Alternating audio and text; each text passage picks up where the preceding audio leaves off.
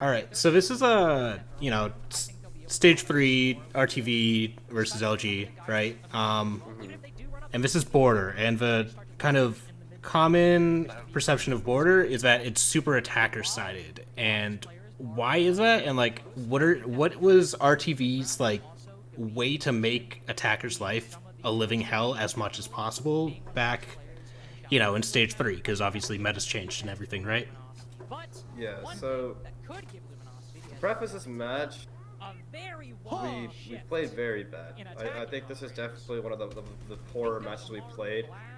The way my players like to phrase this match, like back when I was on the team, was definitely that the enemy was just so horrendous that it didn't matter, right? Yeah. If you want to pause real quick because you want Yep. me to explain to your previous question. So really quick off the bat, you said why is border commonly perceived as attacker sided? Yeah. That's because so the necessary control for the map that is vital to start attacking the site is very immediately available to the attackers, right? Like CCTV kind of controls the entire area of the map, and you have immediate doorways that are like just huge cut angles from CC window, from CC door, from like break door, from this east. There's two doors looking in east.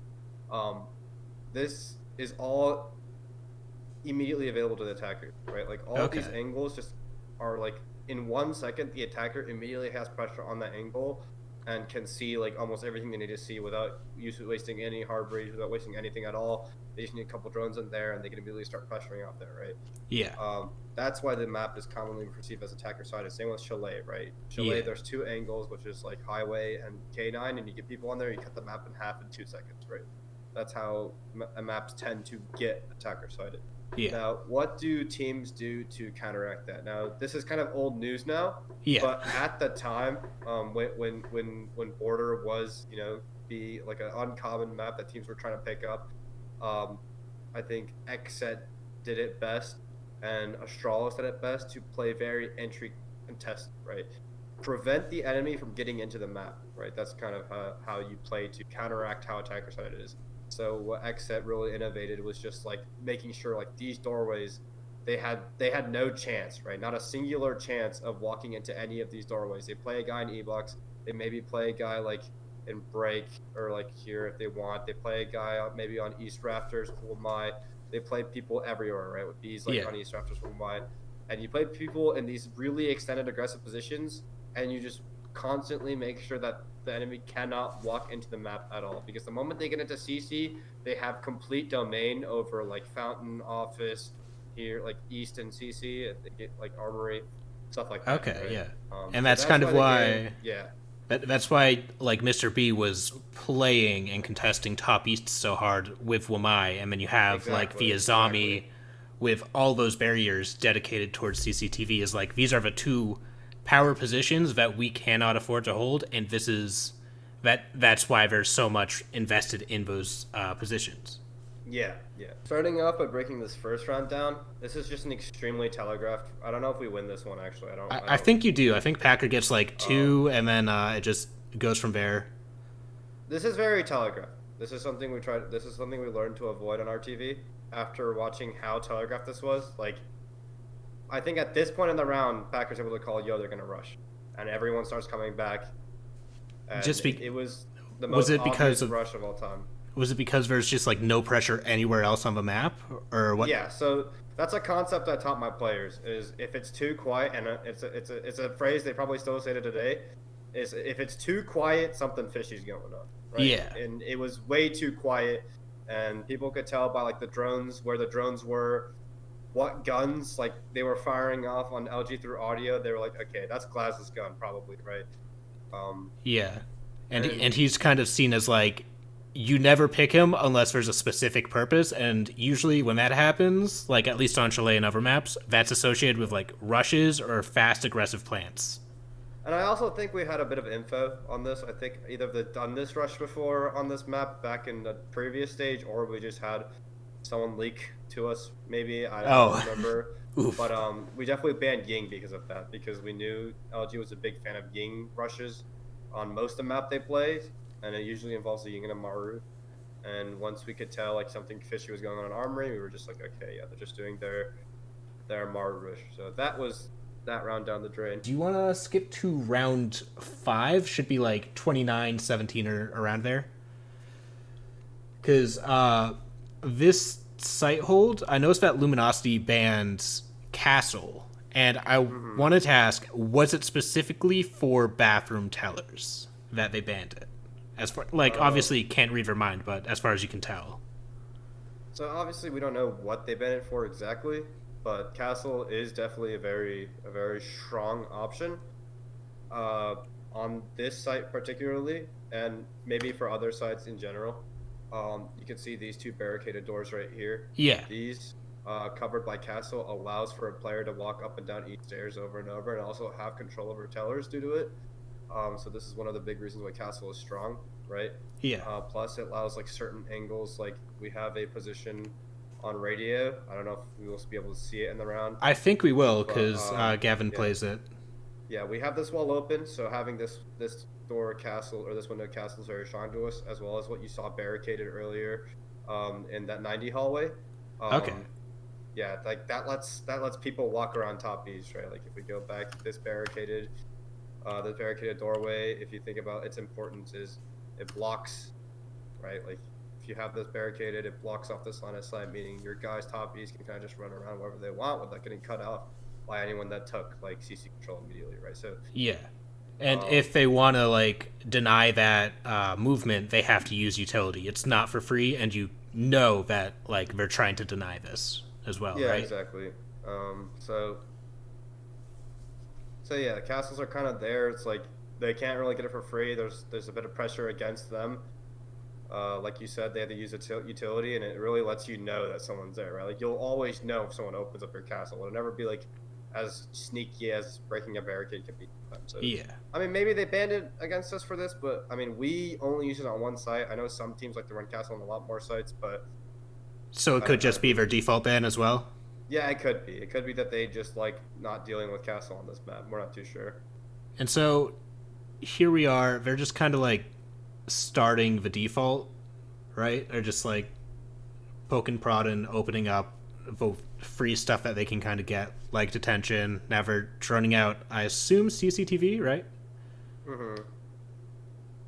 And then I think this on this site in particular, Mr. B has a lot more utility than he normally did on those like top east holds. Like he had an Azami and a Jaeger, whereas normally it was just Mr. B as Wamai on there. Was that because of the importance of top east on this site?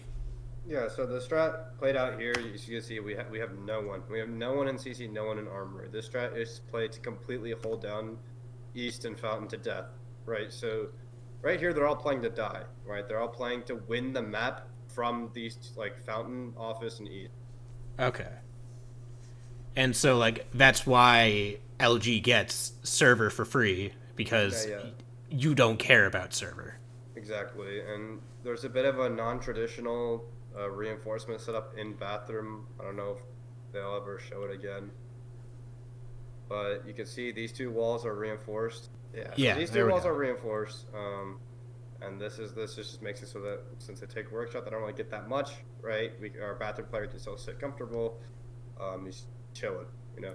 Yeah, and that's different because normally that would be a rotate. Normally there's a rotate up here. Yeah. Okay. Because that's the other part I found is like when talking about unique takes on holds, some people don't recognize like, hey, this is the default, so it being different is notable. They just it definitely putting teams out of their comfort zones is one of like the best ways to win in general in any competitive setting, right? So definitely throwing them off. I mean, at the time, this strat was unique. At the time, but I think nowadays it's a lot more default. All right, so Mr. B gets picked off top east. Gavin refrags and picks off Giddy, who I assume was trying to rotate to replace Mr. B. And then Gavin's already in Armory, like kind of retaking massive amounts of top floor control. What does that do for the rest of the defense in this 3v4? Like Gavin being in Armory, having that free reign up there. Well, so yeah, there you go. So right here, it's kind of a trade of map control, right? So LG, we're kind of like, okay, we're gonna take horizontally really hard, and they have all this control to themselves, but that we can body count off that. Say, hey, that's like what, 3 people? Yeah. I'm obviously assuming so that Gavin and Tristan, which one of the plays they commonly do because they're the top stairs holders, is they're like, okay, we can power armory now, right? We could double up and swing armory, hopefully try out people, and then retake that control because they're weak on man now at that part. They've committed so many resources, they're split between first floor and second floor. Yeah. So therefore, there cannot be that many people armory side. So we're gonna go ahead and take our chances and power that side of the map. Now that they powered that, they have complete vertical reign over workshop and Fetts. Right. And that's what gives them these kills. And then from there, it's equal man count. LG's low on drones. They have 2 drones, and some of those are probably pre-placed. Trade out again. And here we go. Gavin on the quad kill. Gavin just goes huge. Yeah, Gavin makes the correct play and literally like punishes them perfectly off of it, right? And that's and obviously you could say we were lucky, right, that Gavin was able to go that huge, but at the same time our philosophy on RTV was to have like as many paths to victory as possible, right? Like yeah. Like no matter what, everyone's able to drop a 4K within the round from their position, from the plays they can make from that position. Right. And so yeah, and that's just trading out effectively, so not even like though at running times in. It seems like one person's just going absolutely nuclear. We're trying to enable everyone to go nuclear, right? Like we want everyone to have like the opportunity to go nuclear on their position and make them as comfortable as possible. So I don't think it's any coincidence that we pulled off many rounds like this in CL. Yeah, and I think that's also kind of proven by the fact that like in the SI quals run, like Tristan effectively picked off where Gavin left. So it's not like, oh, it's only Gavin going nuclear. It's like, oh, hey, now Tristan's going nuclear and Hat's going nuclear, as opposed to like Gavin and Packer and Tristan. So it's like at that point it's the system more than the like obviously the players are talented. Nuclear and B's gone nuclear. Everyone's gone crazy, right? Like everyone's gone crazy on the team, and there's been games where Gavin's like lowest rated. I mean, you got to think about it this way: like if you're all going in at the same time, like sometimes the enemy team will just be better at killing maybe the first person to enter or the last person to enter, but they can never kill them all, right? And depending on who they're worst at killing, that guy will go huge. Round 8. And I think this was a round you lost, but like the way you lost it was interesting. And I want to ask if the Capcan was part of that, because he's like in an interesting place in the meta finally. He's finally like viable, but not taking 100% of the time, you know?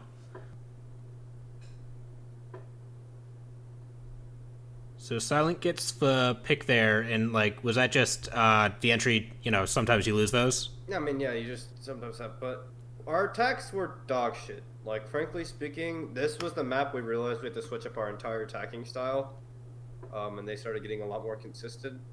But if you want the breakdown on that, our attacks were extremely frontal. That was our issue. Our big issue on our TV. Before this game was our defenses were obviously superb. Like we would just smoke every team on defense, but our attacks they were extremely like one-sided. So when an attack is extremely one-sided and you feel no pressure from the other side of the map, as a defender you can literally just set up a crossfire and just make a plan, and you feel no pressure at all from your backside. So obviously you're just sitting comfortable. So as you see right now, this is happening, right? We're stalling out, we're running out of drones over and over because they're in the same spots, but we can't do anything about it. And because of that, like we don't have any like leverage in the round, and we're just at the like if we walk into a Capcan, then it's because like we ran out of info, we ran out of time, and we just kind of had to run into the Capcan. Yeah, and right? So, like, right here, like we had to like we couldn't clear the top, so we had to like fall down and like try to go through custom. And no Splash Rats wins the fight, and then it's just kind of unfolding from there. No, Capcan on border is really good because there's very crucial doorways that it's hard to check for Capcans on, in a way that it's like the Capcans blend in very well, as in like they're like not like obvious Capcans. Yeah. And as well as people are usually swinging you. So yeah, this is This is what happens when you do too frontal of a take, in my opinion. The last one I want to talk about is round 10, just because I think it highlighted a really well executed CCTV take, and I just wanted your breakdown on that. Heard.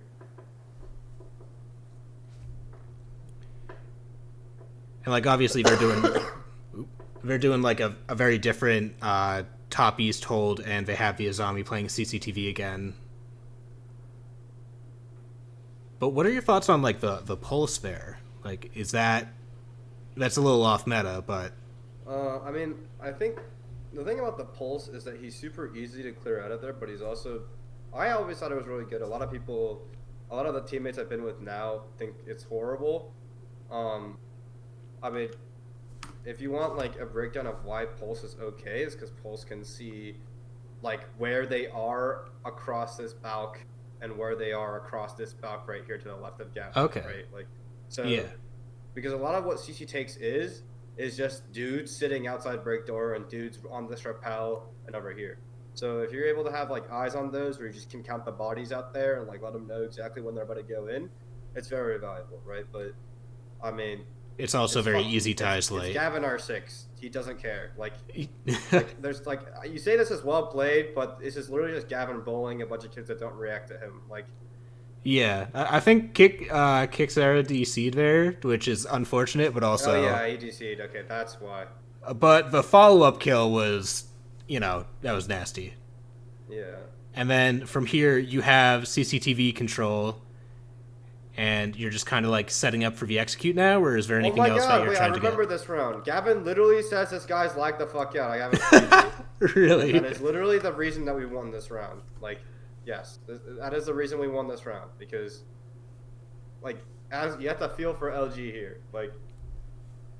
The one dude holding down an entire part of the map has just died in 2 seconds. At that point it's kind of chalked, right? Yeah.